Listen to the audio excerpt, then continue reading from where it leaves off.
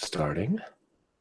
And we are live for all of the 0 people that care. Yeah. I mean, currently, the live is probably of no concern, but yeah. So I'm gonna have to drop off in a little bit here. I've got an appointment coming up. All right.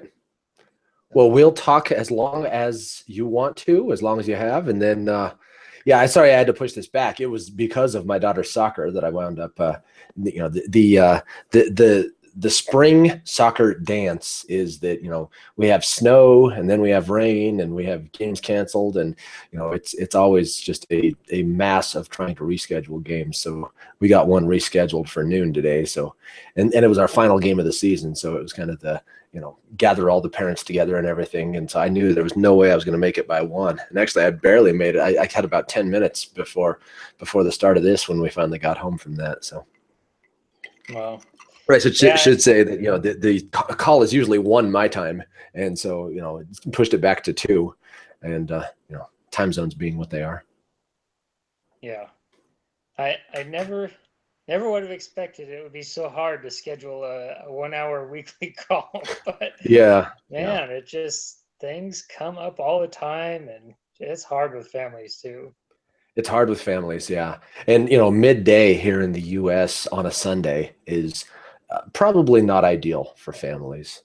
But it's also, if it's midday during the week, well, that's going to work for very few of us. And and being midday in North America is morning tomorrow in Australia and evening in Europe. So it's probably as good as it gets as far as trying to get those multiple time zones together. Yeah, that makes sense. Yeah, I'm two-fisting here. I got my water and my coffee, so. I'm pretty gassed, man. I was for those of you who might be watching this later, I was telling Noah before we started the live broadcast that I got pressed into service at my daughter's soccer game, that I became the official, because Colorado has this shortage of soccer officials anyway. So it's, a lot of our games we don't have an official, and then these makeup games are, it's about a 10% chance that they're going to get somebody scheduled for them. So, I wound up being the referee for, I think that's what they call them in soccer. I don't know. Official is the safe term that I always use, that, usually works across any sport. But yeah. So yeah, I was running around with a bunch of 9-year-old girls today, and, trying to keep up with them and sweating like a pig. So is there some kind of organization that get paid, or is this all volunteer? Or? They do get paid. Yes, they are paid officials, but they're having a terrible time getting people to do it. And they've been really recruiting hard in the high schools, trying to get kids to come out and officiate these smaller kids games, which is what I did. I mean, that was my first job, was that I was an athletic official. I didn't do soccer. I thought soccer was a dumb game back then, but I've come around on that since then. But yeah, it was. I did softball was my start, and then I got into baseball too, and then basketball and football. So it's fun. Seems like a great part-time job for a high school kid. Oh yeah, totally. And I mean, it's pretty good pay too. I don't remember what it was exactly, but I mean, it was more than you would make per hour doing most other stuff. And you took a lot of abuse. I mean, for sure. There was a lot of, I had my English teacher in my sophomore year in high school. I called her son out. I called the foul that he fouled out of the game in a basketball game, and she didn't talk to me for a week after that, which was fun. But yeah. There was one time that. A softball game, fast pitch girls, 18-year-old girls, right? I'm a 16-year-old kid. I've got my driver's license was my ticket to getting this job to start officiating. And I was calling a softball game, 18-year-old girls, competitive, good softball. And this coach was not happy about my strike zone. He did not like it at all. And, the opposing team had this girl that was, probably 6'2". I mean, just a behemoth of a girl, right? And so it was pretty exaggerated that with as good as the pitchers were, I was calling a pretty low strike zone. I was not giving them that higher pitch. And man, he was just letting me have it over this girl, and I threw him out of the game. And he was waiting in the parking lot. The other coach and some of the parents from the other team came up to me after the game, and they're like, you know what? We're going to walk you to the car. He's sitting there waiting for you. And, so I was like, yes, please walk with me. That would be nice. That's crazy. Yeah. That's a really tough sport to officiate, I would think. That's very difficult to consistently call something that's so hard to see as a strike zone. It really is. It's an inexact science, and it's especially the canonical the what they coach you to do is that you line up on the inside side of the plate, right, and you try to put your eyes at the level of the top of your strike zone. So those pitches low and away. In a lot of ways, you're guessing a little bit, right? You're estimating it and trying to figure it out, and yeah, it's not easy, and you're gonna have some inconsistencies. It's only natural. And there was a softball game, and it's too, the girls were worse than the boys, right? The boys would get mad and stuff, but hey, Daryl, what's up? Hi, how's it going? Can you hear me okay? Good. Yeah. Okay. Yeah, sounds good. So yeah, there was, we were just talking about that I wound up officiating in my daughter's soccer game today because we didn't have an official for the game, and so I was talking about how I used to officiate when I was younger, and just kind of some of the stories of some of the craziness of the abuse that I took. There was one girls softball game that I called the third strike on the last out of the game. It was a tight game, competitive teams, and 18-year-old girls. I think this one was too. And so the pitch comes in right on the outside corner, or at least in my estimation, the outside corner, right? And so I called that third strike and really tried to sell the call to convince everybody that I was right about it, because it was close, no question. Called third strike. The girl turns around. That was way the fuck outside. Right. And she starts coming toward me, swinging the bat. And what? Yeah. So I back up, and my back hits the backstop, right? Is when her teammates grabbed her from behind. So, I don't know why. I mean, I was at the point, I was cornered. I was going to have to try to grab the thing from her or something. I'm glad I didn't have to try to figure out what I was going to do about that. Knock out a 12-year-old. Yeah. How old are they? See, I was in high school when I was calling these games, so I was somewhere around 18, and these girls were high school girls too. Wow.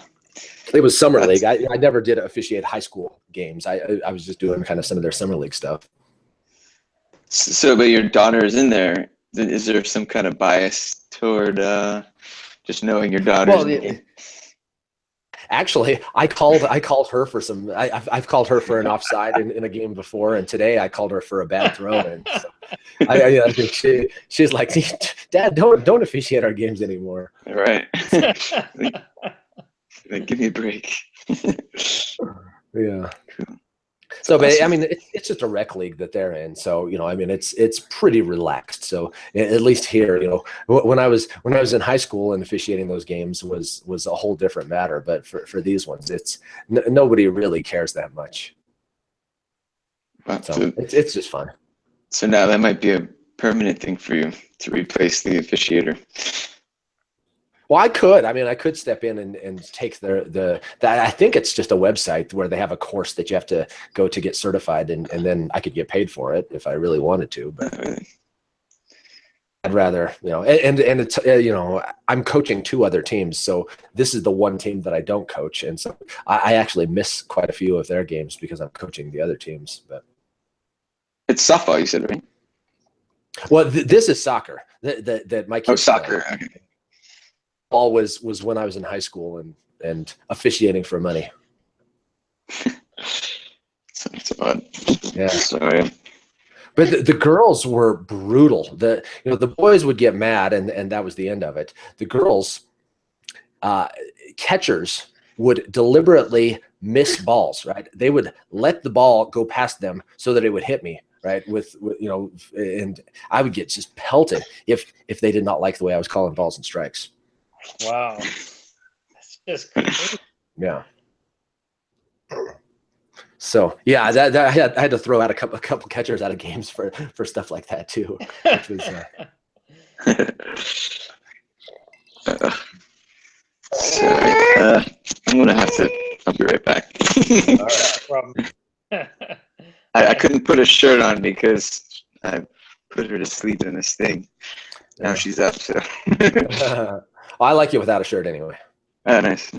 Yeah, there you go. Nice. Yeah, that's cool.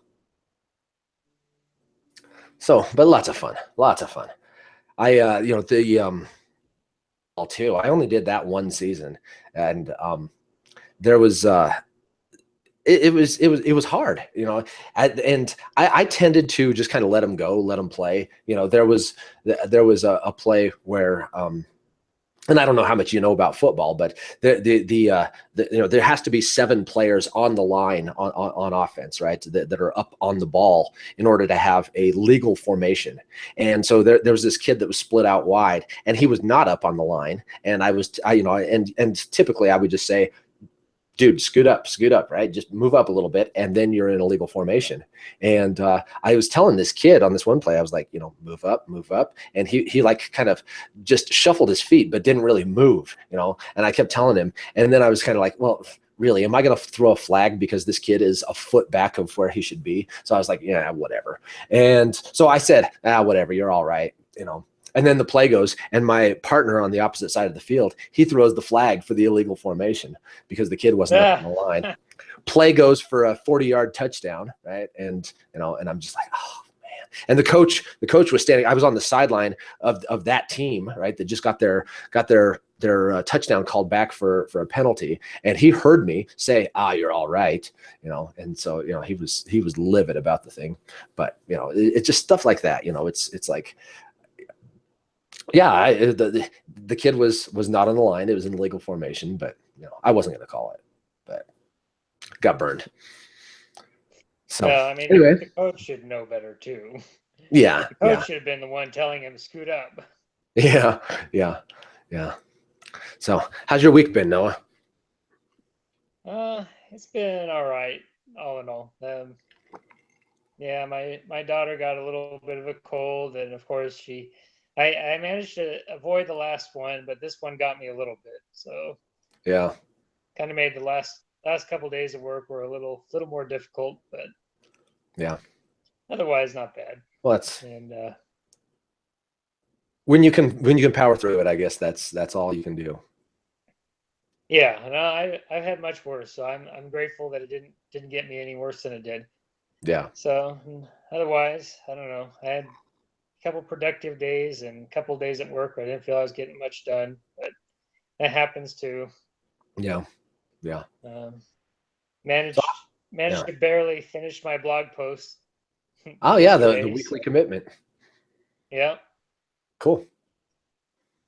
I was happy about that at least, and that's been pretty much it. Regular stuff. Yeah. I've fallen off the wagon big time on the regular blogging commitment, but I excuse that since I do regularly put out audio content. So I think I can relax the text requirement a little. Yeah, on occasion I'll go read other people's blogs and comment on them, but that's the same way. That's secondary. Yeah. I have to get mine done. And if I have extra time to comment on other people's and read theirs, that's better. But if not, oh well. Yeah, I think that's about right. I started blogging when I started commenting. You probably heard the story about Pinal Dave, right? And his challenge to, if you want to be serious about blogging, go comment on somebody's blog every day for 7 days, right? And so that was kind of my initiation to getting serious about consistently creating content, and it worked. It was great. So thank you, Pinal. Did you listen to my episode with him?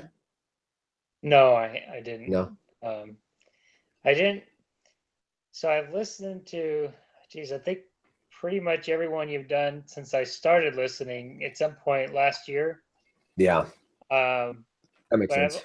only gone back and listened to a handful of the older ones. Yeah. Yeah. Well, there's plenty of them. So yeah, Yeah, I don't expect you to go definitely all the way been back to quite the a few. beginning. Yeah. Yeah. There have been a few podcasts that I've subscribed and I listen to the whole back catalog, but when they're in the hundreds, that's not really feasible.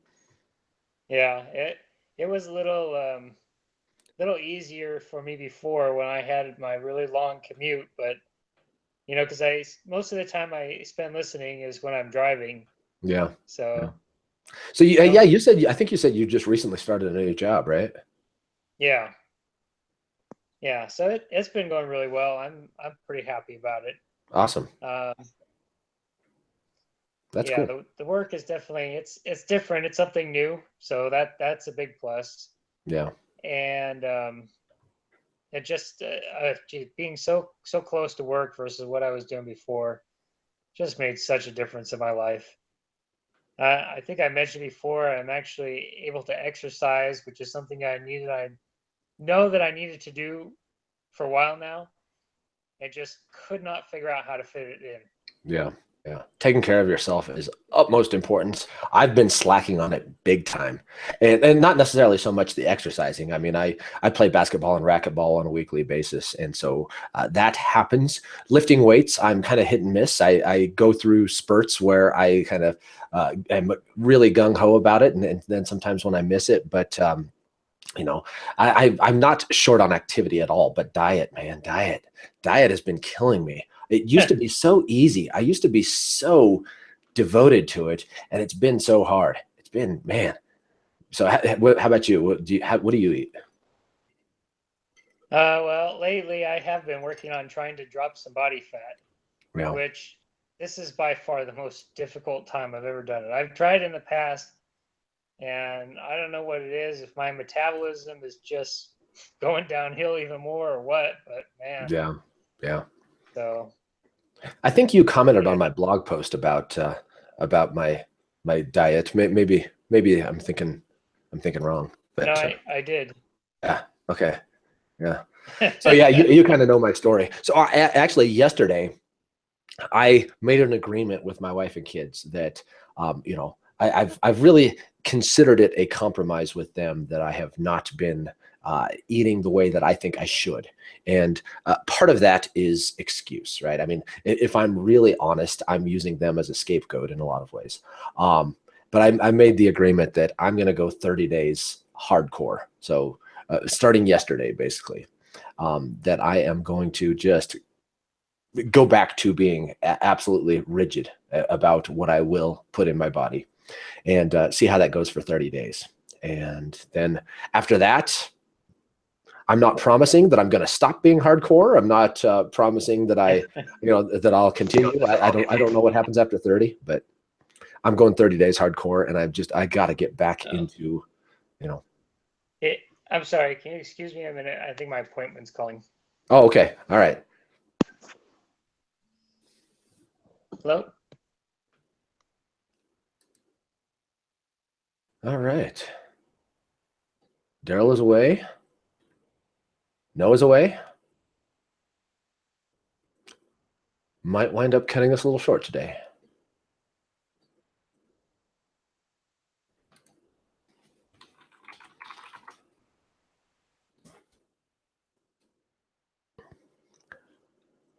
I think I'll just stop the broadcast here and maybe go back live if we have more content.